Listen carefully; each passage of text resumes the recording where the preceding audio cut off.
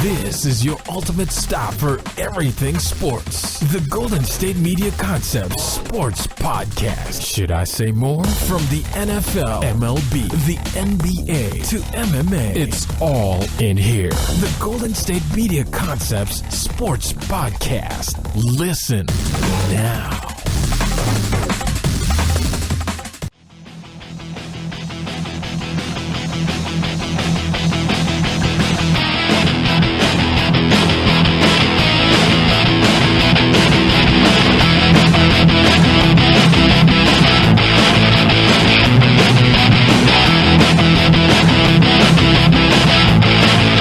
Hello and welcome to the GSMC Sports Podcast. This episode is brought to you by AdamandEve.com. If you go to AdamandEve.com and type in the promo code SPORT, you'll get 50% off just about any item in the store. Once again, I'm your host, Jesse Tapia, and today's show we're going to recap the Thursday night game between Seattle and Arizona from last night. And then after that, we'll talk some NBA, some college football, and just finish out the show how we've been doing. Just pretty much anything that's interesting going on around sports, and just pretty much, let's get into it. So, yeah, Seattle went into Arizona yesterday. They won that one 22-16. Russell Wilson, actually, there was a couple of good storylines I'll be able to talk about for this game after I give all the stats and then the play-by-play of the scores. But, yeah, let's get into the stats first. Russell Wilson went 22 of 32 passing the ball. He had 238 yards and 2 touchdowns. Thomas Rawls was the leading rusher for Seattle. Didn't do too much. But Seattle's rushing attack has really been pretty soft so far this season. I'm not. Actually, let me give you the stat for Rawls first before I get into the rushing attack. Rawls had 10 carries for 27 yards, but yeah, they brought in Eddie Lacy earlier this year, and it looked like maybe he's going to be able to revive his career. And I'm not even sure if revive is the right word for it, because I mean he's not. Might be, I guess, but Eddie Lacy, we all know he had weight problems in Green Bay. And he just wasn't producing anymore. So, I mean, Seattle brought him in, and you're thinking, maybe he could get it back together and start playing well again. But, I mean, he's probably been the least productive out of the bunch that they have right there. They went through Rawls. They've had CJ Procise. Let's see who else have they had out there. Now they got J.D. McKissick. He's actually he had 5 carries for 26 yards on Thursday too, so who knows, maybe because Pete Carroll likes to go with the hot hand a lot of the time, so maybe you could see J.D. McKissick start getting more playing time, especially with him doing pretty much the matching Rawls yard total and half the amount of carries. So yeah, that's something we could see. CJ Procise only ran the ball 3 times yesterday for 3 yards. And actually, yeah, I'm checking the stats right now also, and McKissick also had 4 receptions for 20 yards, so that's a player I'd watch out for right now for Seattle. Because like I said, right now, Pete Carroll does ride the hot hand constantly. If you remember him when he drafted Russell Wilson that year, they also gave Matt Flynn that big contract, and it looked like Matt Flynn was going to be the starter. And then Russell Wilson in training camp beat him out for the starting job. And the rest is history. I mean, Matt Flynn lucked out, I guess. I mean, he didn't really get to play at all, but he got that big contract. So, I mean, it's a win-win, I guess. But, yeah. That's another little example of Pete Carroll riding the hot hand. So I'm not too sure if we're going to see Thomas Rawls too much going forward, but look out for that. Doug Baldwin in the Thursday night game, he had 5 receptions for 95 yards. Jimmy Graham, he's starting to look like the old Jimmy Graham from the Saints. He's finally been playing really well so far this season. Last season was kind of a dud for him, and this season he's just been picking it up. He had 6 receptions for 27 yards and 2 touchdowns, so a really big game out of him. Russell Wilson's been finding him more and more lately these last few games. Drew Stanton, he had 273 yards and 1 touchdown. He had a so-so game, I guess you could say. It wasn't really that good. It wasn't really that bad. He missed a few passes, and he made a few passes. So, I mean, not really much you can ask for. Adrian Peterson, he had 21 carries, but Seattle did well to game plan for him. He only had 27 yards in that one, and actually, after I get to the score by play-by-play, he's actually tackled in the end zone for a safety, but yeah, just not a good game from him at all. Seattle just came ready to play, and they forced Drew Stanton to try and beat him, and like they said, it was 22-16, so he came close, but no cigar, you know. Larry Fitzgerald had 10 receptions for 113 yards. That guy is the ageless wonder of the NFL. He's always out there constantly producing and playing well. It's kind of incredible to see. He's like that, pretty much that little stability that Arizona's had over the years. Like you see people come in and out of that franchise, but Larry Fitzgerald is always going to be there, and he's always going to be producing. So, yeah, a really good game out of that from him. Once again, he had 10 receptions for 113 yards. Jermaine Gresham, he had a pretty good game too, and really haven't seen too much out of him since he left Cincinnati. But, yeah, he had a pretty solid game. He had 5 catches, 64 yards, and a touchdown. So it was a pretty solid game out of him. Drew Stanton's been looking to throw to him a lot more since the last week too. So, yeah, Seattle finished down with 22-16. Let's do the play-by-play for the scoring. So in the first quarter, Jimmy Wilson caught a 6-yard pass for a touchdown from Russell Wilson. That made it 7-0, and the first quarter ended 7-0. Second quarter comes up. Jermaine Gresham catches a 14-yard pass in the end zone for a touchdown 7 seconds into the second quarter, and then Arizona gets the ball back later on around the 10:53 mark, and Adrian Peterson gets tackled in the end zone for a safety. Cam Chancellor came up with that tackle. And then the next 2 scoring plays for Seattle were field goals by Blair Walsh, so that made it 15-7 at the end of the first half. Phil Dawson made it 15-10 in the third quarter, and then once the fourth quarter came, Seattle pretty much did whatever they could to put the game away. Jimmy Graham caught another touchdown from Russell Wilson. That made it 22-10. And Arizona's next score didn't come until 20 seconds left with Andre Ellington getting a 1-yard touchdown run. I'm sure most Adrian Peterson fantasy owners weren't too happy about that because I'm sure that they needed those points just based off of how low his production was in that game. Once again, he had 21 carries for 27 yards. So you got to feel for the Adrian Peterson fantasy owners. Probably all excited last week after his game against San Francisco. And then this week they're probably thinking all high and mighty, thinking that he's going to have a really good game. And then, boom, just no more than probably 2 points or 2.7 points in a fantasy. So, yeah, it sucks for them. But, yeah, Andre Ellington actually scored that touchdown, but Phil Dawson had his extra point blocked. So, yeah, the game finished 22-16. And, yeah, pretty much, I know yesterday, or let's say Thursday on the sports podcast, I was giving my predictions for the NFL games and talking a little bit about this one. And going into this game, I wasn't really too sure.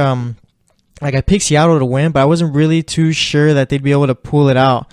I felt that Arizona was going to have a bigger chance of being able to win this one. And, I mean, there's not really, of course, now we know Seattle really had no trouble with them up until, the first half they did have a bit of trouble. It was only 15-7, but once the second half came, Seattle pretty much just did whatever they wanted. But, yeah, I don't know. Going into this game, for some reason, I thought maybe that Adrian Peterson would be able to get going. And that'd be able to help out Drew Stanton a lot more. I mean, Drew Stanton didn't have a bad game or anything like that. I mean, he helped Larry Fitzgerald get 8 catches for 114 yards. But like I said, Adrian Peterson didn't run well at all yesterday, so it can't really work for them. So, yeah, that's one of the reasons why they lost right there. But getting into something else, Russell Wilson, he came off the field. The ref actually told him to come off the field and go get his head checked for a possible concussion.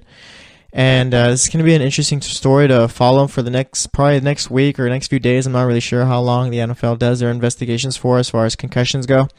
They're all over the place usually. But, Russell Wilson the ref told Russell Wilson he took a hit from Carlos Dansby, I believe it was. And Russell Wilson came off the field because the ref told him to.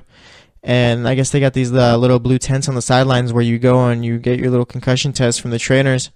But Russell Wilson left there before the trainers even got there, and he came out for the next play. And then I think they ran 2 plays after that, and then they punted, and then Russell Wilson comes back, and then he goes back into the blue tent to get his head checked. But excuse me, but after that, the trainers actually checking him for a longer amount of time. So, I mean, the NFL's probably going to look into it, and I wouldn't be surprised if Seattle gets fined for it, even though if he's fined without a concussion, because when I was reading an ESPN article actually saying that he said that he felt 100% and it was actually his jaw that was bothering him. But either way, concussion or no concussion, I mean, you really can't go in there. You need those trainers. That's what they're there for. You need them to come and observe you. And I'm sure I'm not sure whose call it was, Pete Carroll's or Russell Wilson's. I'm sure it was probably both of them because they're both, I guess, what's the right word for that? They're both determined people or determined players and coaches, I guess. That's what you want to call it. Russell Wilson's not going to want to miss any time, any play on the field. And Pete Carroll's always going to want to have his best guys out there. So, I mean, yeah, it's going to be what's the word for it? I'm sorry, I'm drawing a blank right now. But it's just going to be really interesting to see how it all plays out for them. I was reading too earlier that first violation for breaking the concussion protocol or whatever that they have set up over there is like around $150,000 for a fine.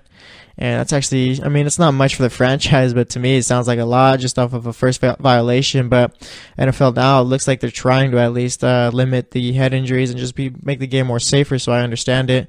But yeah, like I said, it's going to be interesting to see. I mean, hopefully Russell Wilson didn't have a concussion, so that way everything works out fine for both, I guess. I mean, I'm still sure that Seattle's going to end up taking the fine just because of it. I mean, you can't just throw a guy out there without even observing him, especially when the ref had him off the field just so you can observe him.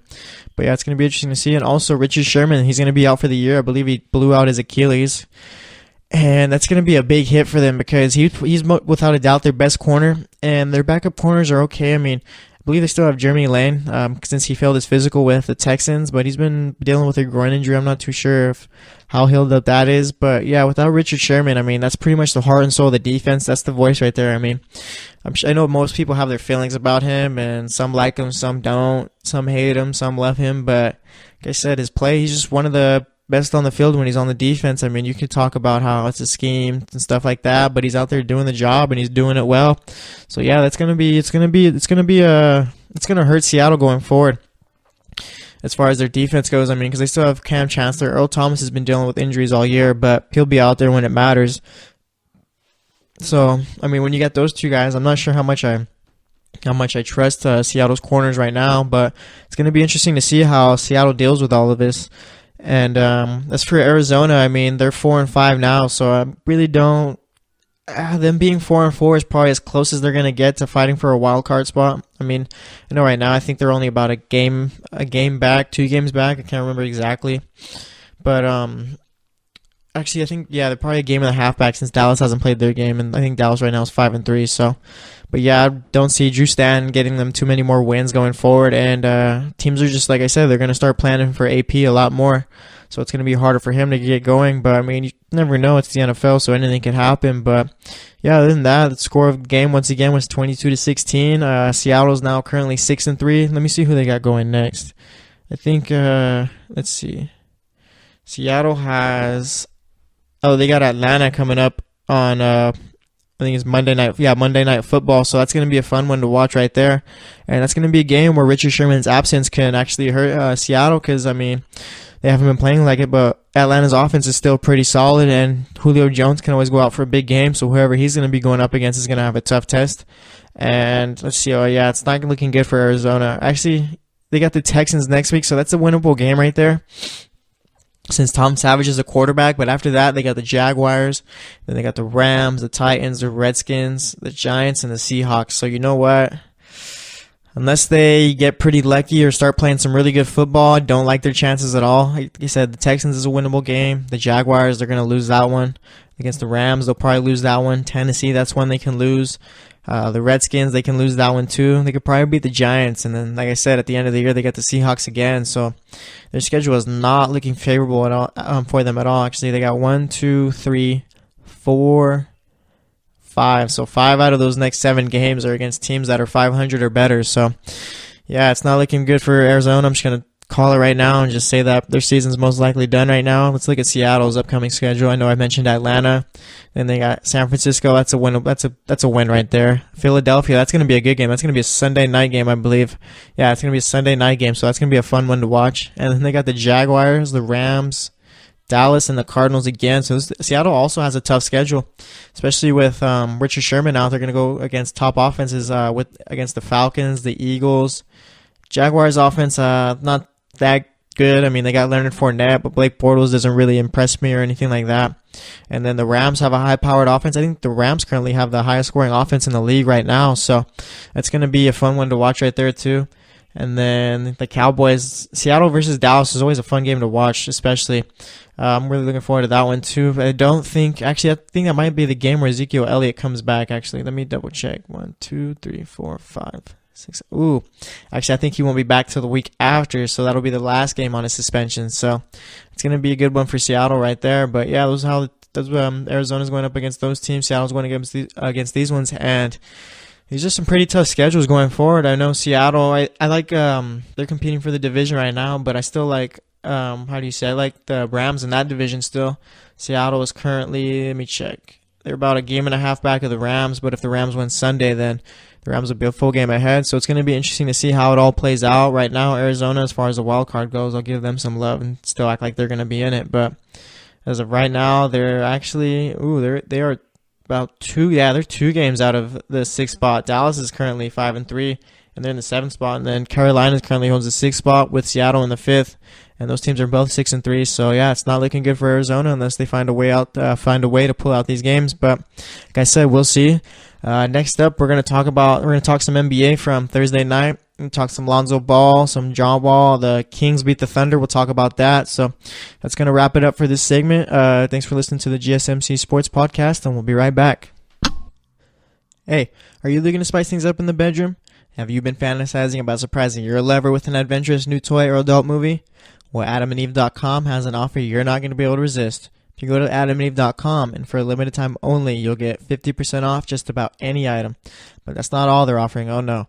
When you select your one item at 50% off, you'll also receive 3 free adult DVDs, just in case you need that little inspiration. Plus, a free extra gift so sensual, I can't even mention it on this podcast. And to top it all off, they're even going to throw in free shipping on your entire order, and we all know how we love that free shipping. And no, they're not kidding about any of this. So check out AdamandEve.com today for this special offer. You'll get 50% off one item when you type in the promo code SPORT upon checkout. When you do that, you'll get 3 free DVDs, a free extra gift, and that free shipping. Just use the offer code SPORT, that's SPORT, at AdamandEve.com. Again, that's SPORT, SPORT, at AdamandEve.com.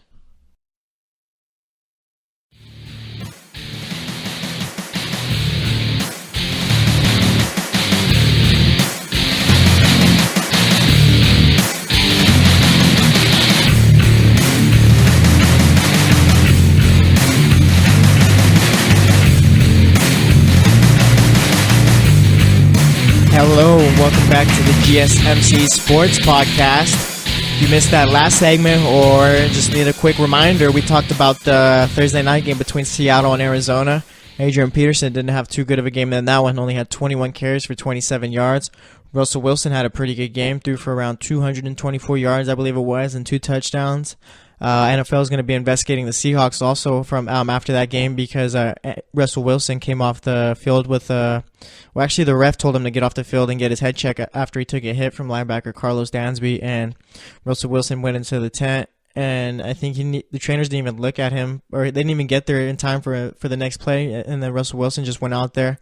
I think a couple plays later they punted. Russell Wilson goes back to the tent, and then the trainers finally get a chance to look at him, and they looked at him for quite a long time. I think not like a long time or anything like that, but like for about 4 or 5 minutes. I think I can't remember exactly, but and then Richard Sherman tore his Achilles in that game also, so he's out for the season, and it's gonna hurt for the Seattle's defense too, because he's the heart and soul of that defense, and he's one of the best corners in the league still, I believe. So yeah, we'll see how that goes. But now for this segment, we're going to talk some NBA from Thursday night, so let's get into it. The Lakers went into Washington. Washington won that one 111-95. Kyle Kuzma scored 13 points and had 9 rebounds. He shot 4 of 14 though for the game. Brook Lopez had 15 points and 4 rebounds. Lonzo Ball had 10 points, 8 rebounds, and 8 assists. He shot 3 of 12 from the field that game. Julius Randle only played around 23 minutes, 26 I think, around there, and he had 11 points, 9 rebounds, and he shot 3 of 6. And we're going to talk a little about the Lakers too before I get into the next games, but let me finish off with the Washington Wizards stats. John Wall had 23 points and 8 rebounds. He shot 8 of 18. Bradley Beal had 22 points, 5 rebounds, 5 assists, and Otto Porter had a pretty good game. 20 points and 11 rebounds on 9 of 16 shooting. And yeah, let me talk about the Lakers for a little bit. I think their biggest problem right now is that they put way too much hype on Lonzo Ball, and it's just not working out for him right now. He can't shoot the ball really to save his life.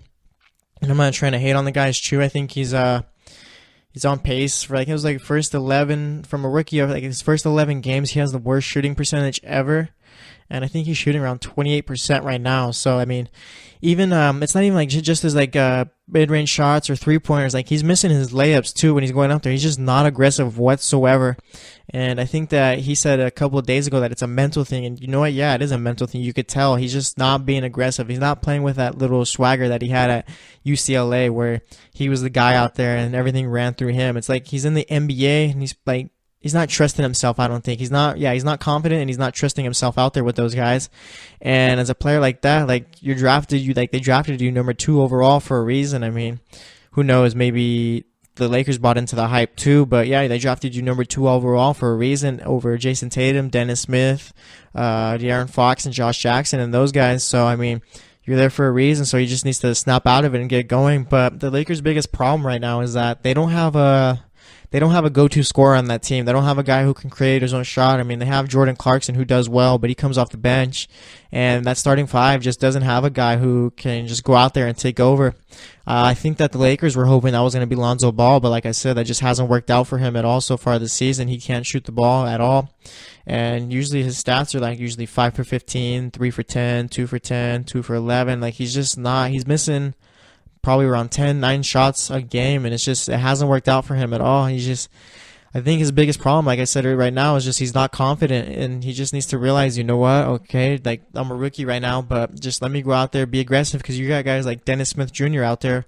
He hasn't been the best, but he's out there taking shots, and he's out there, he's playing with confidence, and that's what's going to help him going forward, because the shots are eventually going to go in, because they did in college, and I know that's kind of some bad logic, but eventually it's going to start working for him if he just keeps working at it and just going back to the hole and just shooting the ball like Dennis Smith. But Lonzo Ball, he's trying to be too perfect, I think it is. He's trying not to be the guy that loses them the game, and he's trying to, that's why he's dishing it out a lot more, and he's not taking too many shots, and when he does, it's just not aggressive, and he's just looking kind of shaky when he does it. So yeah, the Lakers, if it's not going to be Ball, they need to find a go-to scorer for that team, or else they're just going to lose a lot of games going forward, especially against these top teams, because I know they're trying to compete, and maybe next year their plan was to make the playoffs, but as of right now, it doesn't look good for them.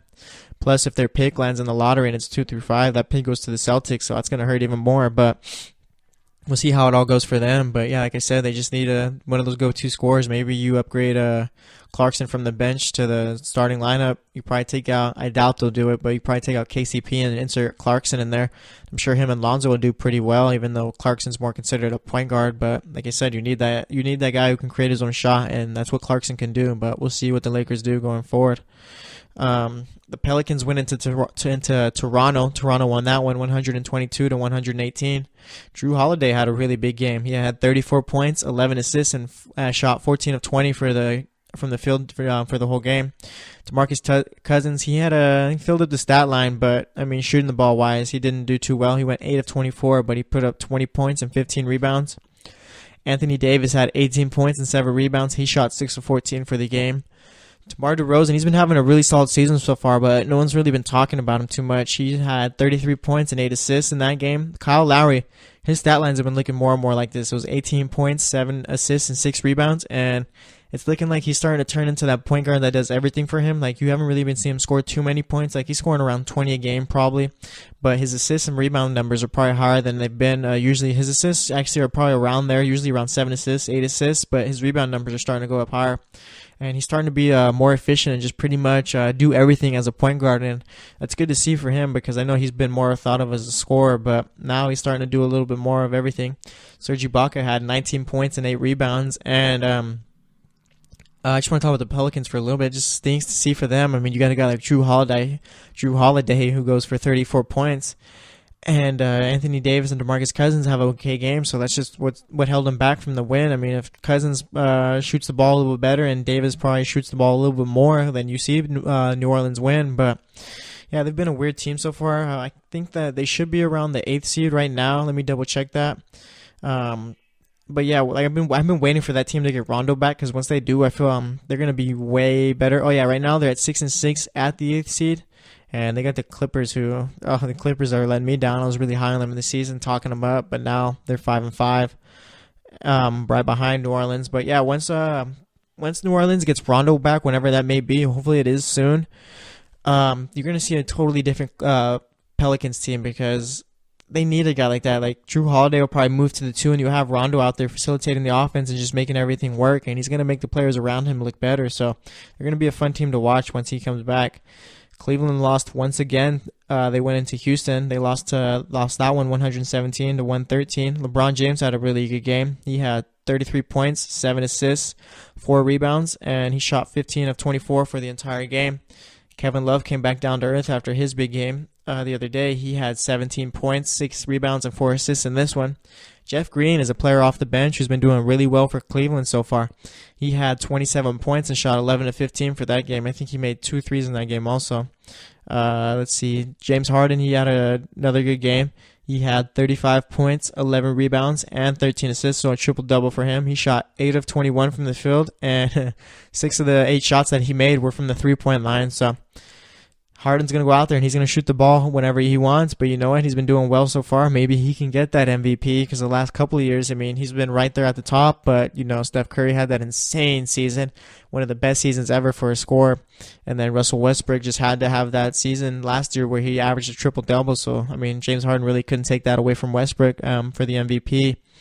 So, yeah, maybe this is the year where James Harden finally gets his, but Eric Gordon had 20 points, and Clint Capella, he had a solid game, 19 points and 13 rebounds.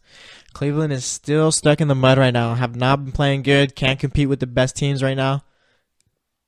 Can't even compete with the worst teams, actually, too. I mean, they lost to Brooklyn, they lost to, and actually these teams aren't too bad, but they're not, these are teams that Cleveland should be beating at least. Yeah, they lost to Brooklyn, they've lost to the Knicks, they've lost to the Pacers, and let's see, they've lost to 4 other teams too. Let me see. They lost to, like I said, they lost to Houston the other night. And let me see. They lost to the Hawks. Oh yeah, that's the worst team in the league actually right now. And they also lost to the Pelicans. So the Cavs just haven't looked good at all so far this season. And like you're waiting for the Cavs to pick it up. And I know most of us are saying, you know what? Oh, they're gonna pick it up. It's early, but I mean, when are we going to start holding this team accountable and start saying, you know what, maybe they're not good enough to make the finals this year or even win their Eastern Conference? So it's going to be interesting to see. I'm sure most of the beat writers and most of the national writers, they love Cleveland, so they're going to give them more time to get it together. But as of right now, I'm just not too high on them at all. Right now, LeBron is the only one really doing much, and they're just missing that go-to scorer. So once Isaiah comes back, maybe he can fill that role. But we'll see with how his hip's been doing. But yeah, Cleveland lost to Houston, 117-113. Philadelphia went into Sacramento, and Sacramento won that one, 109-108. That was actually a fun one to watch. That was the game I was watching last night. Robert Covington, he had 24 points, 7 rebounds. He shot 7 of 12, and he just has like a James Harden stat line. He 6 of the 7 shots he made were from the 3-point line. And So yeah, he scored 24 points, had 7 rebounds. Ben Simmons, he's going to be a tough guy to kind of judge throughout the season because I was thinking yesterday, I saw his stat line. He had 18 points, 6 assists, 2 rebounds, and he shot 6 of 8. But I was just thinking, should we expect this guy to be putting up numbers where it's near a triple-double every game, or should we be happy with he's going to be averaging probably around 20 points a game and then 7 assists, should we be expecting numbers like those? He's been so good so far this season. I'm starting to treat him more like he's the top player in the NBA, and I'm starting to expect way more out of him. And I know that's not really fair to him because he is a rookie, but the numbers he's just been putting up, I'm not sure how to judge him. What's a good game for Ben Simmons? He scored 18 points, 6 assists, and 2 rebounds, like I said right now, and it's just. Those are really good numbers for Ricky, but I'm just trying to think he can do better, obviously. So should we be happy with that game, or is that just an okay game for Ben Simmons? But I guess we'll just see how the season plays out going forward. Joel Embiid had 22 points and 15 rebounds, so he had a pretty solid game in that one. JJ Redick had 14 points. Zach Randolph has just been the leader of the Kings so far this season. He had 20 points, 7 rebounds. Justin Jackson had a really good game. Took over in the fourth quarter for the Kings that helped keep him in it. He had 19 points and he shot 7 of 12. Willie Cauley-Stein, he had 15 points in that one, but he also had a crucial block on Joel Embiid towards the end of the fourth quarter with a few seconds left. I think it was around maybe 25 seconds left when he made that block. I can't remember exactly, but it was around there. And I can't remember exactly who missed their shot, but Joel Embiid got the rebound, and then he tried doing a little turn-away skyhook, and Willie Cauley-Stein blocked it, and one of the Sixers players touched it. I can't remember which Sixers player touched it, but the ball went out, so that gave the Kings enough time to try and get the game-winning shot up. And De'Aaron Fox, he's the one who actually hit the game-winning shot when he hit it, there was only about a few seconds left in the game, and Fox scored only 11 points, and went 4 of 13. He had 7 assists and 4 rebounds, so it wasn't a great shooting game. But when it came down to making that last shot and having to go in for the win, he did it. and that's really good to see from a player like him too. Because like I said, he shot 4 of 13 for the entire game, but he made the shot that mattered. And he's a rookie too, so like his confidence is sky high right now. So that's gonna be a fun player to watch going forward. But yeah, Sacramento, they beat the Thunder on Wednesday, I believe it was. I can't remember exactly when they beat the Thunder. I think it was Wednesday or Tuesday. And now they beat Philadelphia. So Kings are starting to, they're not going to win a lot of games, but they're competing right now. That's all you can ask from these young guys. So yeah, it's going to be fun to watch. But as of right now, that's going to wrap it up for that segment. We're going to talk some college football next. And just pretty much give my thoughts on a few games that I have highlighted. And after that, we'll just pretty much talk about anything else going on in sports. We'll talk about the games going on for Friday night from the NBA. And pretty much, I think there's some soccer going on too, so maybe we'll do some soccer scores. But yeah, that's going to wrap it up for this segment, and we'll be right back. Are you looking for the very best NFL and college football podcast? Then check out the GSMC Football Podcast. Get the latest football news both on and off the field. From the NFL Draft to trades to the rumor mill to the NFL Combines, they got you covered. That's GSMCpodcast.com/football-podcast. Get updates on college rivalries, game day insights, and much, much more. It's football talk the way you want it. This show eats, sleeps, and breathes football. Don't forget to like them on Facebook and follow them on Twitter. Visit GSMCpodcast.com for more info.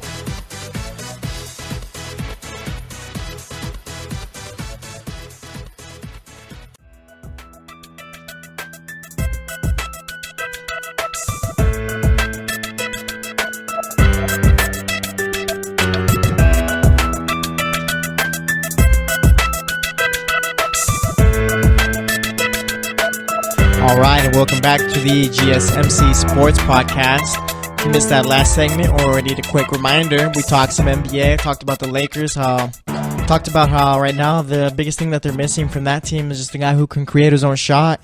And that's pretty much all they're missing right now. Like Lonzo Ball right now, like he can't shoot the ball really at all to save his life, and that's not something that's news or anything like that. But his the way he distributes the ball and he's able to give rebounds, I mean, he's still contributing to the team and playing well. But you know what? Maybe he's not going to be that next Magic Johnson where he does everything. Well, I know Magic, he really wasn't a good shooter, but he still put up points. And Lonzo is just really struggling to score anything more than 10 points right now. He's looking like Rajon Rondo from his earlier years when he was in Boston. Rondo was obviously a little bit better, I think, but like just right now, Lonzo's ball is just shot. Like his shot is it's just not working right now. So yeah, they need a shooter for them. And then let's see. I actually forgot one more game from the NBA that I needed to cover, and it was the Thunder versus Denver Nuggets game. That game was on TNT, so I'm gonna talk a little bit about that one actually before I get into college football and into the college football talk. But yeah, sorry about that. But yeah, Denver won that one 102-94, and OKC is still trying to figure it out. Carmelo Anthony, he had an okay game, actually not okay, shot 50%. He had 28 points, shot 10 of 20 from the field, and had made 6 3-pointers. Paul George scored 13 points. He shot 6 of 14 from the field, and he's just been a ghost pretty much so far this season. Russell Westbrook had 13 points, 7 rebounds, 5 assists, so not a good game from him at all. And let's see, Nikola Jokic for the Nuggets, he had 15 points. He shot 7 of 16, had 11 rebounds. Emmanuel Mudiay, he just pretty much took over and late in that fourth quarter. He was making anything that he wanted, and pretty much for the entire game too. He had 28 points, shot 8 of 10 from the field, and made all of his 3-pointers, which was 4 of them. And yeah, just the Nuggets pulled out that one. They're 7-5 right now. OKC is 4-7. And I talked a little bit about OKC on the last sports podcast, but for this one, I'm gonna give a little quick word about them before I get into college football.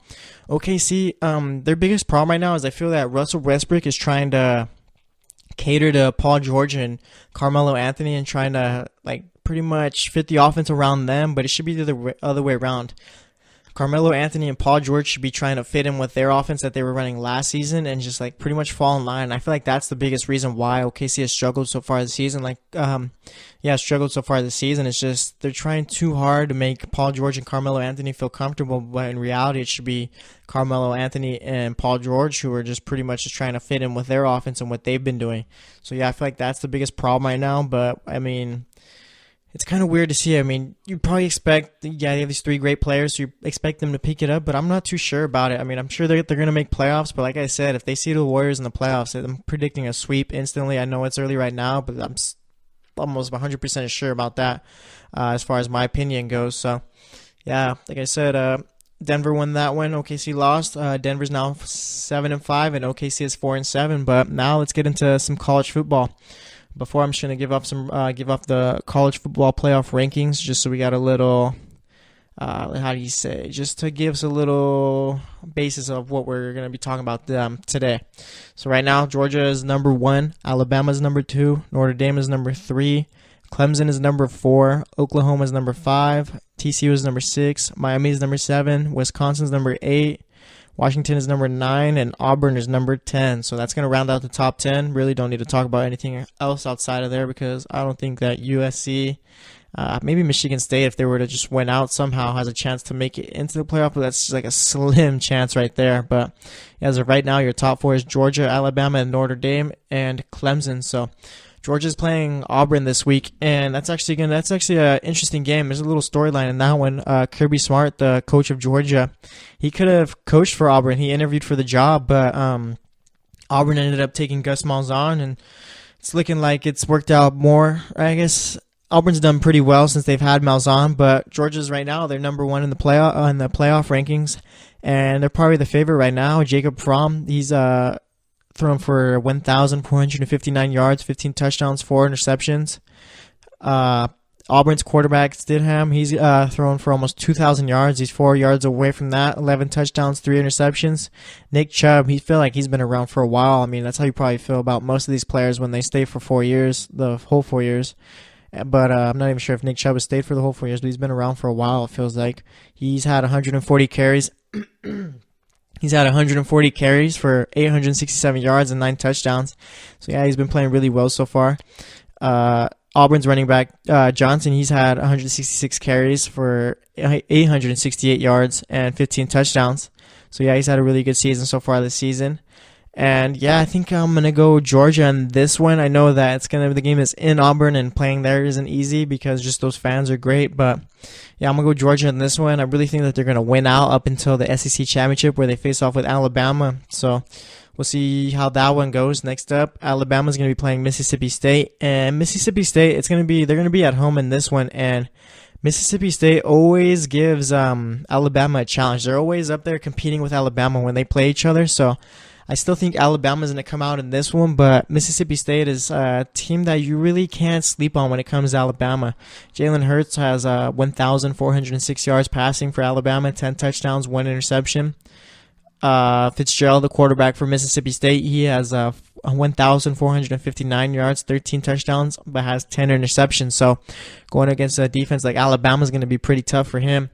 Harris, the running back from Alabama, he has 730 yards and 10 touchdowns. Fitzgerald, also the leading rusher for Mississippi State, he has 801 yards and 12 touchdowns. So, I mean, he's more of a two-way type of quarterback. He can run the ball and he can throw the ball. He's probably better running the ball than he is throwing it, obviously, with those 10 interceptions that you see. But it's gonna be fun to see how this game plays out. Fitzgerald's really gonna need to have a big game and pretty much just be that dual threat that he's been so far this season.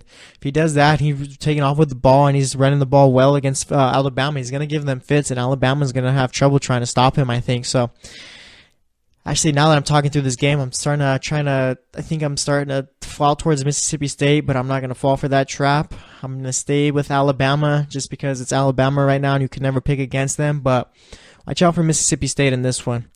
Mississippi State's currently ranked 16th, so, I mean, it could happen. Washington, they're number 9. They're playing Stanford Friday night, and I just want to talk a little bit about that one because Washington's ranked number 9, and these Pac-12 games usually are really fun to watch. So, I mean, and plus Washington, if they have any chance of making the playoff, they're just going to need to win out. So I just wanted to do a quick little mention on that one. I got Washington in that one.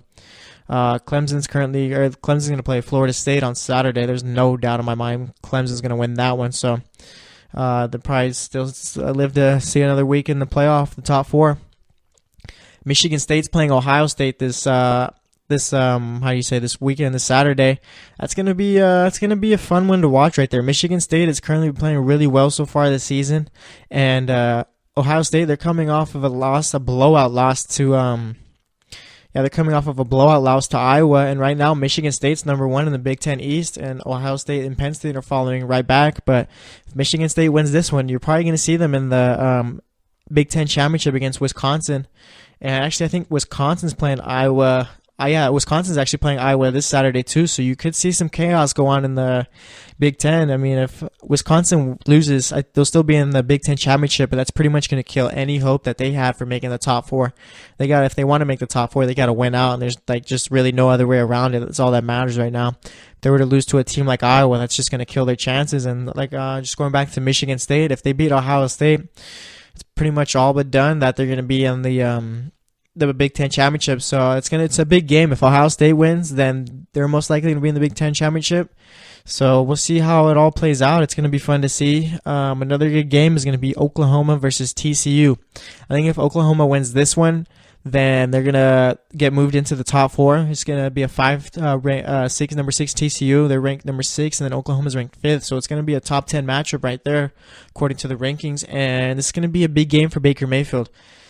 There's pretty much people are split on where he's going to be drafted in the next upcoming draft, and he's been compared to Johnny Manziel, and I see draft writers saying that that's a lazy comparison, comparing him to Manziel. They all say that he's way better than him, and I guess this is going to be a game right here where Baker Mayfield is just going to have to prove it to everyone that, you know what, I'm not like Manziel, I'm way better, and I'm going to be drafted pretty high in the draft. And plus, if he plays really well, this could lock up the Heisman for him if he were to beat TCU. Let me see who they got going up next. But yeah, before I get into their upcoming schedule, if he were to beat a team like TCU, who's ranked 6th right now, like I said, that's probably going to put him into the playoff without a doubt in my mind. I think that the voters for the playoff have just pretty much been just waiting for Oklahoma to win that one game, where, you know what, all right, yeah, let's put him in. And I think that it's going to be this game. But yeah, if Baker Mayfield has a really big game, then you know what, that could lock up the Heisman for him. But yeah, let's check that Oklahoma schedule. They got TCU, then they got Kansas, which is an easy win. I'm sure my former high school team could beat Kansas, probably not, but Kansas, I'm just using that as a basis as to how bad Kansas is.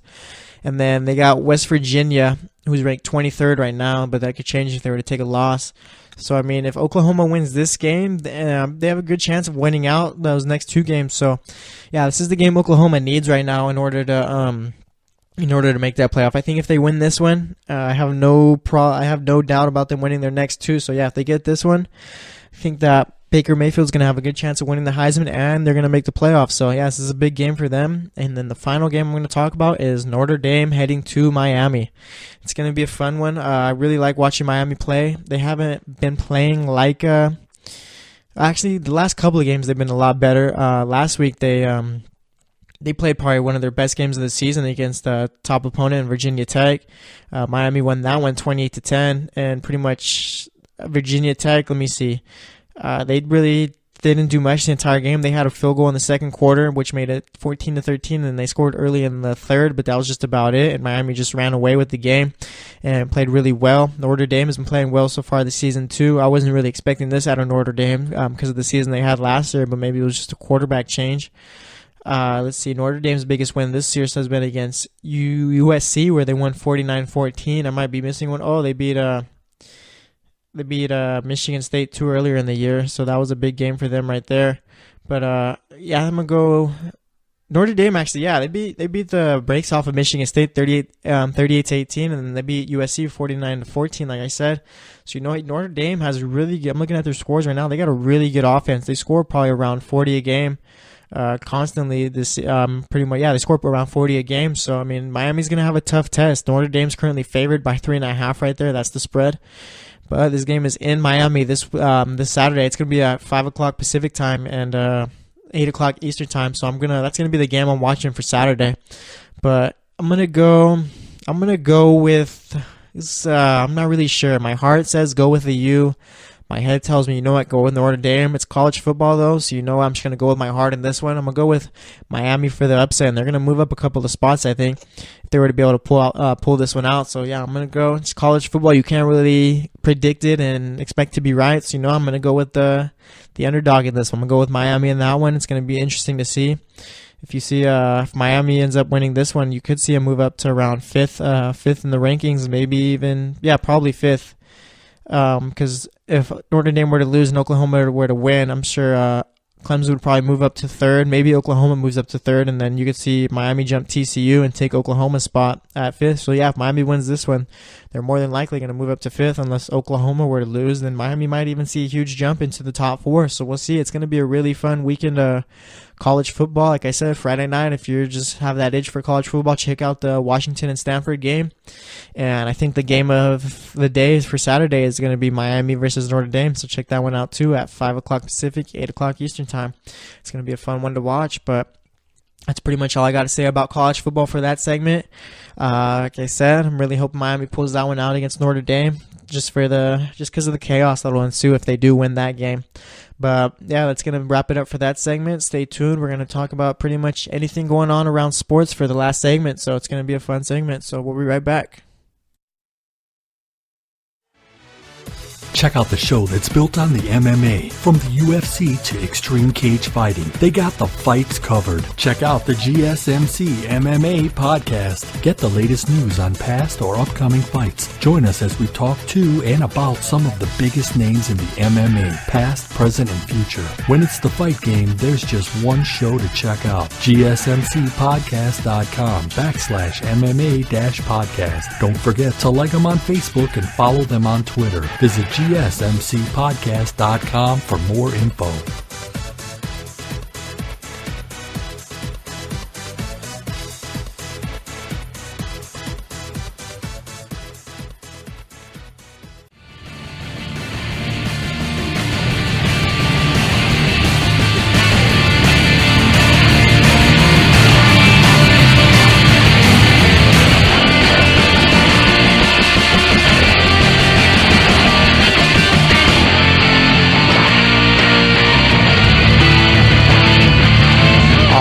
Welcome back to the GSMC Sports Podcast. This is the last segment of the show.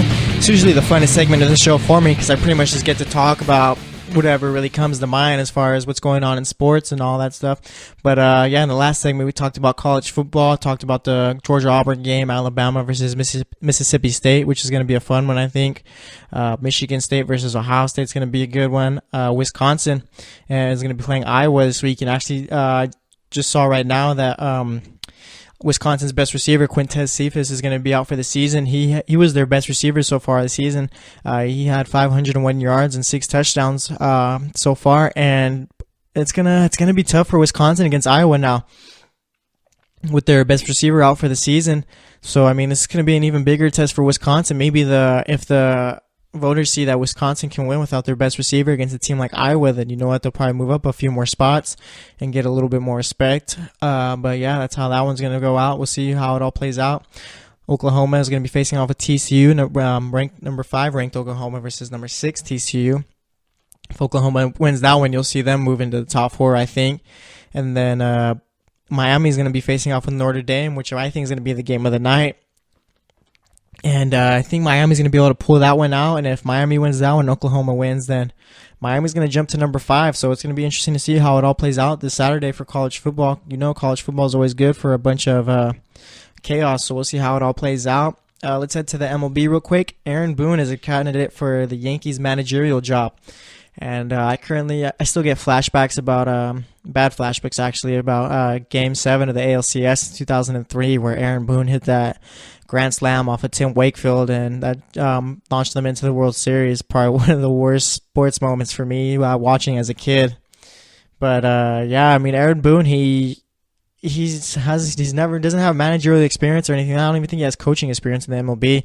He's been in the booth for ESPN calling baseball games, but baseball is one of those weird sports where it's either like you can get a guy from the booth, from like just guy commentating sports, like how the Warriors do with Steve Kerr. But Steve Kerr actually, he did have experience. He was the GM for the Suns for a little bit, I believe. And with Aaron Boone, like, he doesn't have any experience, but pretty much baseball is if you know the game, then you know the game and you'll be able to coach. So, I mean, I'm sure that's what the Yankees are looking at right now. And I think Boone would be a good coach for the Yankees because I think he'd be able to relate to the players pretty well. And I know those are a lot of young guys, so like he's a good guy. He's a guy that could relate to them, but also be that presence. Like, yeah, you know what? This is my team, so just follow. But you know what? Like I said, he can be a good players coach, I think. So we'll see how that goes for the Yankees. Let's see. Let's go to the NBA real quick. Actually, no, we'll go. Cause let's go to the NFL next, because I'm gonna talk some NBA storylines after, and then we'll talk about some of the games for Friday night. But yeah, let's talk NFL first. So if you didn't see, the Green Bay Packers cut Martellus Bennett because of an injury, and it was suspected that it's a torn rotator cuff and a torn labrum. But the Patriots were they got him off of waivers, and he was at practice today, which is Friday. He was at practice out there, and I'm not sure if he went full speed or anything like that. But I mean, if he's out there practicing, then I'm not too sure what's going on with that injury, if it even is an injury at all, or even this has been a weird situation so far. It's been pretty much it's been handled really oddly for some reason. I'm sure we're gonna find out. I know Martellus Bennett posted something on Twitter about he's gonna tell us the real story when the time comes and all that. So I mean, this is something that obviously isn't gonna go away, and we're gonna see how it all plays out. But yeah, this has just been one of the odder little typical storylines in the NFL, probably in the last couple of weeks. And let's say Bennett isn't hurt. I mean, you could see he's been having a terrible season so far this season. Really hurt my fantasy team. I know he doesn't care, but really needed him to come through. But yeah, he's just terrible. He just wasn't producing at all. But with the Patriots, you're going to see them in the Super Bowl, maybe AFC Championship, and you know he's going to catch that game-winning touchdown pass. It's going to be Martellus Bennett. He's just gonna go out on top this year. I know he's gonna be retiring after the season, so maybe he can get another Super Bowl before he gets out. But we'll see how it all plays out. But yeah, like I said, Martellus Bennett supposedly has a torn rotator cuff and labrum, but like I said, he's out there at practice with the Patriots, so we'll see how it all plays out. Matt Forte is going to be out against the Bucks. If Bilal Powell is out on waiver wire on your fantasy league, go pick him up. I picked up Matt Forte thinking that he was going to play, but I saw this morning that he was going to be out, so I ended up going to pick up Powell, and I think that he's going to have a big game because the Bucks defense just really isn't good at all so far this season. They've been really soft, and they can't tackle to save their life. Like I stated earlier in the show, in the first segment, I believe it was, the Seahawks are going to be under investigation because of how they handled the whole concussion protocol for Russell Wilson. He went under the blue tent after he came out in the game, didn't even wait for the trainers to come look at him. As soon as the next play was over, he ran back out there, ran a couple plays. I think they punted right after that, and then that's after that when he came off the field is when they finally looked at him for a period of time. So I'm sure that Seattle's going to end up getting fined for it, even though he doesn't have a concussion, because I don't believe that the trainers even looked at him the first time. So yeah, there's not really a doubt in my mind that they're going to get fined. Jerry Jones, I'm not really too sure what the whole story is with this whole thing, but he's trying his hardest to keep Goodell from getting an extension. He says it's not about Zeke, and I think he's trying to open up a possible lawsuit, and that's where he said it's not about Zeke, it's about Goodell, but I'm not really sure what's going on. I always felt that Jerry Jones and Roger Goodell, at least from the last few years, I might have missed something, but it always seemed like they had a really good owner-commissioner type of relationship. I'm not sure how these relationships work with these guys, the higher-ups. I know that Goodell's probably burned his bridges with Robert Kraft just based off of the whole Tom Brady thing, and he could be doing that with Jerry Jones, and Jerry Jones is not someone that you do not want on your side. If you have no Jerry Jones, you want him on your side helping you out. So yeah, Jerry Jones is just someone that you don't want going against you. Oh, and also from the Seattle game, I mentioned it earlier in the first segment, Richard Sherman's going to be out after rupturing his Achilles, so that's going to be a big blow for that defense. But that's pretty much all that's going on in the NFL right now. I mean, the Lions waived Cam Robinson, their tackles, so it's another thing right there. But yeah, that's pretty much all I got for the NFL right now. Let's talk some basketball. Eric Bledsoe, he's going to be starting for the Bucks in his first game. Malcolm Brogdon's going to the bench. Jason Kidd said that Bledsoe just brings something else to the team, like some speed, and he's able to create his own shot. And I agree with starting Bledsoe. I think it's going to be good for him. It's going to be a fresh start. I know he wasn't happy in Phoenix. He could say all along that his whole tweets about him not wanting to be there weren't about Phoenix, but I mean, the way the NBA has gone the last few years, players are speaking their minds. So I mean, if it was, just own up to it. If it wasn't, you could be right, but I'm going to lean more towards the side of, it was about the Suns. The Knicks are expecting Kristaps Porzingis to return versus the Kings. I believe that game is on, let me see, it should be That game, I believe, is on Saturday. Yeah, that game should be on Saturday, I believe. And he missed the last one with an elbow injury. And it was probably just some rest. I mean, you can't really, the Knicks are rebuilding right now, and you can't really be having the franchise player out there playing meaningless regular season games, especially this early in the season. So just keep him healthy. Carmelo Anthony passed Allen Iverson on the all-time scoring list. I think it was at 23rd is where he passed him. The Thunder held a team meeting after losing their 4th straight game. And just a little wacky type of thing. I know in China, that's where Stephon Marbury, he's pretty much the Michael Jordan over there of that league, and Jimmer Fredette's been playing really well, and they actually got into a little scuffle during one of their games. So just a funny little note that I saw. But yeah, let's talk about the Friday games. The Hornets are heading to Boston, and Jason Tatum and Al Horford are both questionable for this game, and Brad Stevens got to be really happy about that. I mean, there's a chance that they don't play still, but the fact that Horford is questionable after getting a concussion and being in the protocol, I mentioned it on the last sports podcast that Horford missed 8 games last season with a concussion, so the fact that he's questionable right now is good news. If I'm Brad Stevens, probably hold him out for another game. But, I mean, if Horford's feeling good to go, then I guess throw him out there. Jason Tatum, there was no real damage to his ankle right now. I feel like it's just that's what the MRI showed, and I feel like it was probably just ankle soreness that he's dealing with, so he's questionable for this one. But for that game, the Celtics are favored, and I like them winning against the Hornets and building their win streak to 11. The Hawks are heading to Detroit to face off with the Pistons. I like the Pistons in that one. Not really much to talk about. Hawks are the worst team in the league right now. The Pistons are playing really well. Avery Bradley's been playing really well. Reggie Jackson's playing probably better than he has since he got to Detroit. And Andre Drummond is just a monster on the boards right now. So, yeah, I like Detroit in that one. The Pacers are heading to Chicago, facing off with the Bulls. I'm going to go with the Pacers in that one. Now that they finally got Miles Turner back, they're starting to ease him back into the lineup, starting to give him more minutes as it goes. I know he's coming off of his concussion. And Victor Oladipo, he didn't have all that good of a game. I think he had 15 points last game and shot 8 of 20. I can't remember exactly what he shot in that game, but yeah, it just wasn't a good game for him. I think that the Pacers are going to pull that one out against Chicago. The Thunder, they lost Thursday night against the Denver Nuggets, and now they're heading back to OKC. Actually, they did play in OKC on Thursday, but the Clippers are heading to OKC. Clippers are currently 5-5. Thunder are 4-7, and if the Thunder don't win this game, then the hot takes are going to be flying, and I'm not even sure if they're hot takes anymore. Thunder need this game right here just to save their sanity.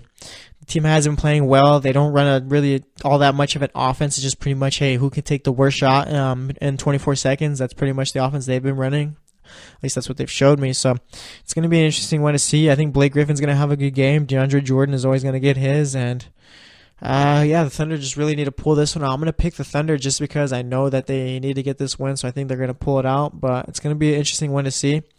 Milwaukee's heading into San Antonio. They're going to face off with the Spurs. That one's going to be on ESPN. I think this is going to be Eric Bledsoe's first start of the season too, so it's going to be a fun one to see. I'm going to go with the Bucks in this one. They're currently 4-6, and the Spurs are 4-7. But unless Popovich has a way of stopping Giannis Antetokounmpo, I think he's going to have a good game, and I think Eric Bledsoe's going to have a good game. And then Malcolm Brogdon coming off the bench is going to be a spark for Milwaukee. So we'll see how that game plays out. And then the Magic, they're going to be heading into Phoenix and facing off with the Suns. I got the Magic in this one. Aaron Gordon's been playing really well so far. He's been shooting the ball extremely well too. Well, I don't guess extremely is a little bit of a overreaction, but the way he's been shooting the ball the last couple of seasons, like this year has been a big improvement for him. The Magic got Elfrid Payton back, so he's going to start easing his way back into the starting lineup. He's going to be playing, I think he'll be playing well once he's just back on the speed of things with the team. Evan Fournier has been playing really well so far this season, and Vucevic he's off and on. He doesn't get too many rebounds, but he could always put up around 15 points a game for you. So, yeah, I got the Magic against the Suns. Devin Booker should have a good game. It's gonna be that one's gonna be a fun game to watch just because of how young the teams are, and they're all really athletic players too out there. So, yeah, it's gonna be a fun one to watch. But yeah, that's pretty much all that's going around in sports right now. There's not too many headlines going around now.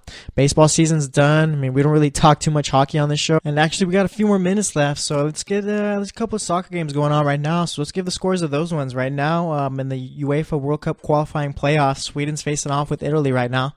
That one's currently in the 77th minute, and Sweden's winning that one 1-0.